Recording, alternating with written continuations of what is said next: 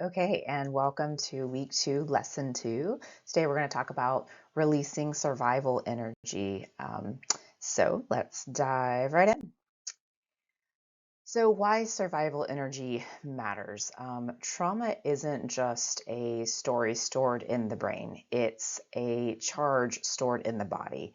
Survival energy is the unfinished stress response, fight, flight, freeze, or fawn, that gets stuck when we're overwhelmed and can't complete it. So, over time, this stuck energy can show up as fatigue, chronic tension, or flares. And today, here's some things we're going to talk about here in the outline, but we're really going to explore how to begin releasing that energy safely, one small step at a time. So, survival energy is your body's instinctive response to threat. If you've ever frozen in a stressful situation or pushed through panic just to get by, then you've experienced it. The problem isn't the response, it's when it stays trapped because we didn't get a chance to discharge it.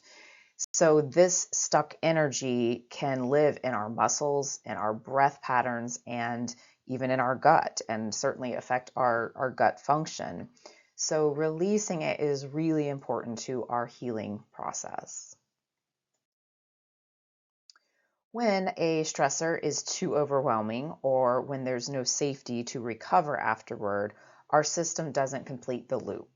So, for example, we may want to run but can't. That running impulse gets stored in our legs.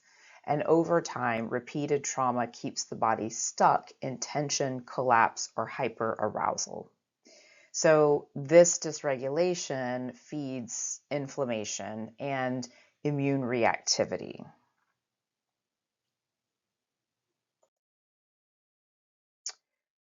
So you might be familiar with some of the different stages of the fight or flight response. Fight is obviously characterized by irritability, maybe tight jaw clenching, tension, chronic muscle pain. Flight is usually characterized by just a restlessness, anxiety, inability to rest. Freeze is typically where you see a lot of fatigue, brain fog, numbness, kind of a disconnected feeling.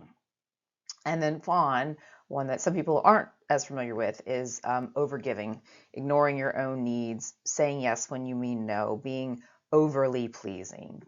And these aren't just behaviors, they're states of being. They're your body's states of being, and they often overlap. So becoming aware of these patterns is really the first step towards being able to understand them and shift them. Women with autoimmune disease often live in a cycle of overperforming, collapsing, flaring, and pushing through. That becomes very repetitive. These patterns reflect nervous system dysregulation, not a personal failure. So when we really ignore our limits and dissociate from our needs or suppress our impulses, the survival energy remains active. And over time, this creates exhaustion, pain, and of course, you guessed it, inflammation. We don't force survival energy out. We invite it to shift with safety. And this is really key in your self-healing journey, that you understand that releasing this energy can look like very gentle things, like stretching, sighing. It can be a little bit more intense, like crying or shaking it out. It can even be laughing. The goal is not to relive the trauma, but to give the body a chance to complete what it couldn't before, right? We've talked about kind of the definition of trauma as being overwhelmed by something you couldn't do anything about in the moment. So this is allowing yourself to do something that you couldn't do before. So we begin with small titrated movements of awareness and movement and allow that energy to just kind of move through our bodies. So again, we've talked about micro movements.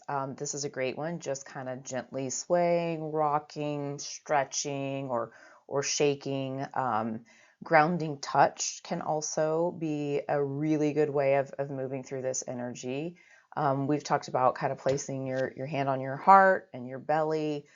You can also do that with putting your hands on your thighs, or on your shoulders if you feel tension there, just touching your body and feeling into it.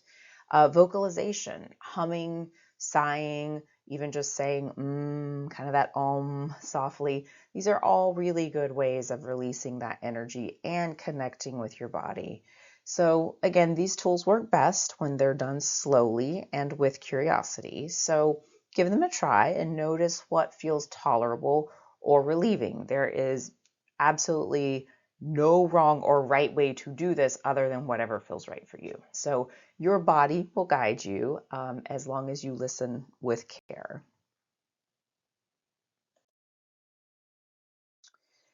Pendulation is kind of building on the gentle movements, which just means moving between activation and safety. So try this now with me. Just think of a mildly stressful memory, just a small one, nothing traumatic, but something stressful. And notice what happens in your body, right? Maybe this was a stressful meeting at work or something stressful that happened with your spouse or kids or whoever. But just notice what's going on in your body when you think about this. Is there tension? Is there heat? Is there stillness? And now just take a moment to shift your attention to something that you find neutral or even pleasant, right? Can be anything, a blanket, a tree, outside, your pet, a candle, whatever. Notice how that changes for your body. This back and forth builds nervous system flexibility and helps release energy gently. So the idea here is kind of taking our brains and our nervous system from a state of stress and then moving gently into something that's a little more pleasing and calming, right? And this is a great exercise because you can really practice it anywhere, just reminding yourself of maybe something stressful that happened that day and then coming back to something that you find some comfort or even just that you feel neutral about. Oops, there we go. Listening doesn't always mean doing something. It means paying attention. So when we begin to notice hunger or fatigue or the urge to move or rest, we are establishing communication with our body. And this is hugely important for those of us who are recovering from chronic trauma and dealing with autoimmune. We need to reestablish that communication with our body. That connection is what allows survival energy to begin completing instead of staying stuck. So again, a lot of this is just getting to know your body and listening to what it's trying to communicate to you.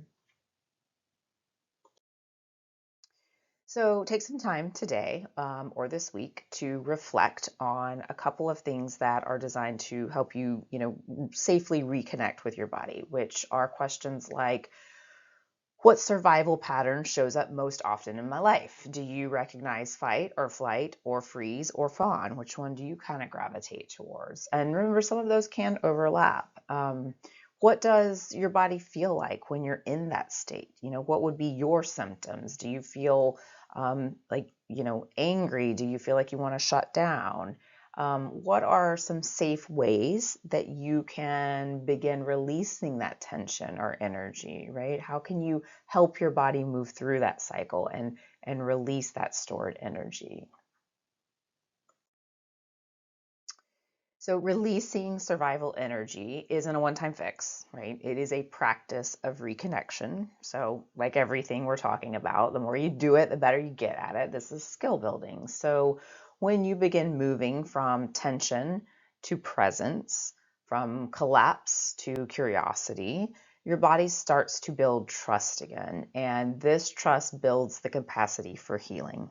So the more that you honor your body's cues, the less it needs to scream through symptoms. Again, this is not your body trying to work against you. It's actually trying to work with you and protect you. It's just kind of stuck in overdrive. So if you can listen to it and understand what it's trying to communicate, then there's a much more gentle and easy way of communicating back that sense of safety and moving through this gentle release of energy. So, again, incorporating this every day is really, really important. There's a lot of empowerment that goes on through this self-care work of reconnecting with your body and also rewiring your brain that you are important. You get to take up space. What you want, what you need is important. So as you are attuning to your body with patience and gentle curiosity, you are actually creating new neural pathways in your brain that are saying, oh yeah, I'm important too. What I need and what I want is also valid. It's not always about just doing for others or suppressing what you're feeling. Okay, so some things to think about. Survival patterns, and how you can start to integrate checking in with your body and gently releasing this energy in your everyday practice. And of course, the self-compassion is really, really important. Just continuing to be kind to yourself. I really can't stress that piece enough. All of this work builds on that, of just being a little more gentle with yourself and really listening to what your body is trying to communicate. So, as usual, there is a companion worksheet to go with this lesson that's going to help you dig a little bit deeper into how you can explore your survival patterns and ways of kind of gently releasing that energy. So thanks for joining me, and I hope you found this helpful. We covered some really important stuff today, and I'm very much looking forward to seeing you in our last lesson for this week, which is going to be lesson 3. So I'll see you soon.